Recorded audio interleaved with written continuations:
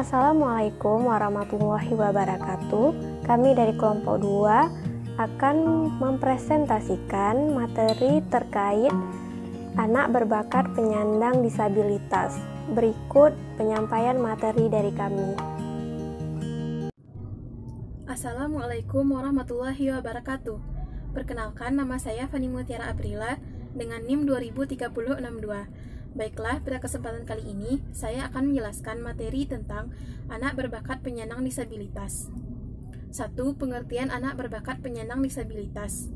Anak-anak penyandang disabilitas adalah mereka yang seringkali tidak mendapatkan perawatan kesehatan atau bersekolah.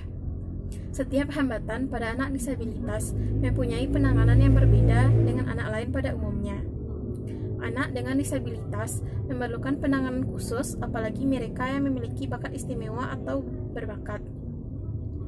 Beberapa anak penyandang disabilitas memiliki kekurangan dalam hal fisik atau mental, namun di lain sisi mereka memiliki kelebihan dalam hal keberbakatan.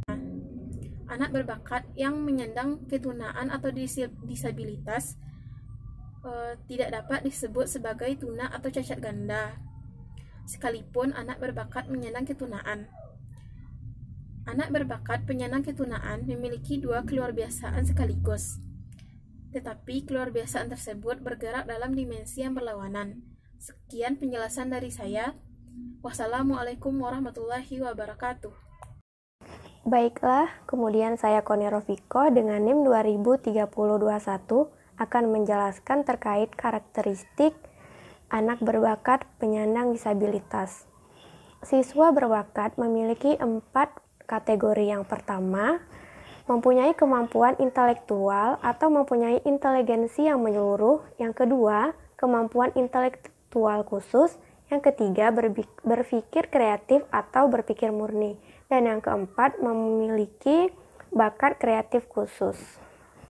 Selanjutnya adalah karakteristik anak berbakat penyandang disabilitas tunanetra. Karakteristiknya yaitu memiliki keterbatasan dalam kemampuan kognitif. Yang kedua, memiliki ciri-ciri kepribadian yang relatif berbeda dibandingkan dengan anak berbakat biasa. Yang ketiga, memiliki keterbatasan dalam kemampuan kreatifnya, tetapi bukan berarti tidak dapat kreatif. Yang keempat, memiliki kemampuan orientasi mobilitas yang lebih baik dibandingkan anak tunanetra biasa. Yang kelima, cenderung mengalami berbagai hambatan dalam menguasai bidang studi yang menurut kemampuan berpikir abstrak dan cenderung memiliki prestasi lebih rendah daripada potensinya. Selanjutnya adalah karakteristik anak berbakat penyandang tunarungu. Yang pertama, memiliki ciri-ciri kepribadian yang relatif berbeda dibandingkan dengan anak berbakat biasa.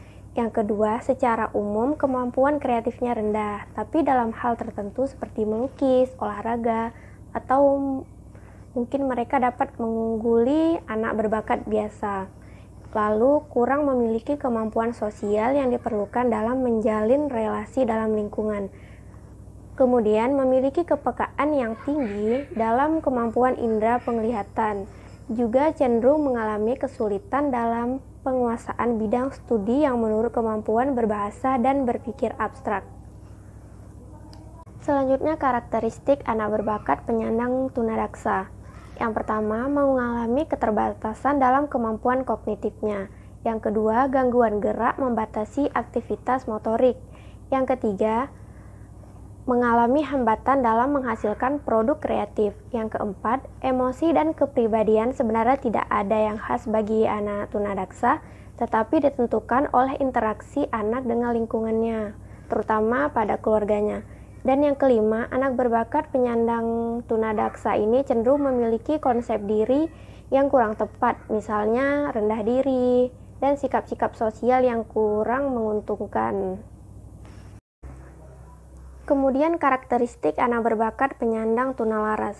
Anak berbakat penyandang tunalaras cenderung tidak memiliki hambatan dalam segi kognitif, motorik kreativitas, maupun bahasa. Dalam segi tersebut, mereka mampu menunjukkan ciri-ciri yang sama dengan anak berbakat pada biasanya. Perbedaannya adalah anak berbakat tunalaras ini cenderung memanfaatkan atau menggunakan keunggulan dalam kognitif, motorik, kreativitas, ataupun bahasa tersebut dengan cara yang salah atau tidak tepat menurut norma-norma yang berlaku di lingkungan. Kemudian yang terakhir adalah anak berbakat penyandang kesulitan belajar. Karakteristiknya yaitu mereka memiliki kosakata yang cukup baik, tetapi cenderung mengalami kesulitan semantik, nuansa, variasi, dan bahasa lambing atau isyarat. Yang kedua, mereka juga dicirikan dengan kurangnya fleksibilitas dalam menghadapi suatu persoalan. Dan yang terakhir, mereka juga dapat berpengaruh luas terhadap kehidupan manusia, tidak terbatas pada rendahnya prestasi akademik, tetapi juga dalam aspek kognitif, kehidupan sosial, emosional, dan kepribadiannya. Nah, untuk itu, anak berbakat penyandang disabilitas memiliki beberapa program pendidikan, yaitu yang pertama ada Taman Kanak-kanak ABK yang berkisar antara 4-7 tahun. Yang kedua ada Sekolah Dasar Luar Biasa untuk anak yang berkisar pada 7-12 tahun. Lalu ada program kurikulum, kemudian juga ada kegiatan di dalam kelas TK dan SD. Juga ada kegiatan di luar sekolah, misalnya latihan gerakan dasar, mengenal alam dan lingkungan, juga menggambar, menari, menyanyi, dan juga hal-hal lainnya. Sekian materi yang dapat saya sampaikan, kemudian akan dilanjutkan oleh teman saya. Assalamualaikum warahmatullahi wabarakatuh. Perkenalkan, nama saya Elsia Sirwahyuni dengan nomor NIM 200030660. Baiklah, pada kesempatan kali ini saya akan membacakan contoh bedah kasus tentang anak berbakat penyandang disabilitas di media massa. Tampil memukau di NYFW model Down Syndrome buktikan semua orang bisa capai impian. Oleh Ade Nasihudin Al-Ansori pada anak berbakat penyandang disabilitas di media massa.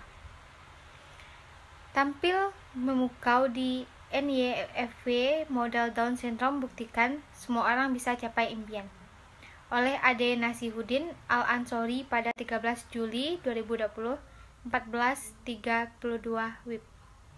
Sofia Jirau Perbesar. Foto tangkapan layar Instagram @sofiajirau.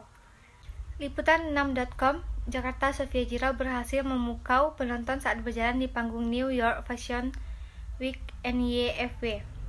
Model penyandang Down Syndrome ini mengatakan bahwa ini baru permulaan. Saat kecil, saya melihat diri saya di cermin dan berkata, saya akan menjadi model dan pengusaha. Katanya kepada tetangga-tetangganya di Puerto Rico mengutip People. Kini di usia 22, perkataannya menjadi kenyataan dengan berhasil menjajaki panggung NYFW. Modeling, pemotretan, dan runway mendominasi akun Instagramnya yang diikuti oleh hampir 115.000 orang. Di NYFW, ia dapat memamerkan bakatnya di panggung internasional, menjadi model untuk karya desainer Marisa Santiago di acara perancang busana 10 Februari lalu.